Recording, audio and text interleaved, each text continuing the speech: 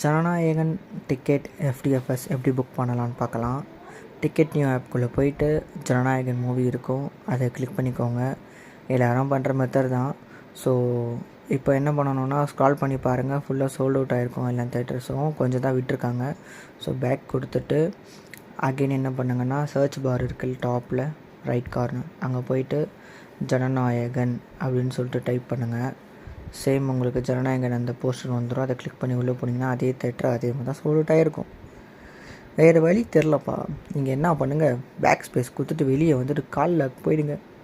எப்போவுமே வருஷம் தளபதி படத்துக்கு எஃப்டிஎஃப்எஸ்க்கு என் ஃப்ரெண்டு கிட்ட தான் ஃபோன் பண்ணி டிக்கெட்டு கேட்பான். அவன் எப்படியோ அடித்து பிடிச்சி ஒரு டிக்கெட்டு அப்படி இப்படின்னு வாங்கி கொடுத்துருவான். நீங்களும் அதே மாதிரி உங்கள் ஃப்ரெண்டுக்கு ஃபோன் பண்ணி டிக்கெட்டை கேட்டு ஜம்முன்னு ஜனநாயகன் படத்துக்கு போயிட்டு வாங்க. வேறு என்ன பண்ணுறது, நான் எங்கள் மேனேஜர் கிட்டே குலதெய்வம் கோயிலுக்கு போகிற லீவ் வேணும்னு கேட்டுட்டேன். இங்கே போய் பார்த்தா தேட்டரில் எப்போ டிக்கெட் விட்றாங்கன்னே தெரிய மாட்டேது, டப்புன்னு சோல்ட் அவுட் ஆகுது.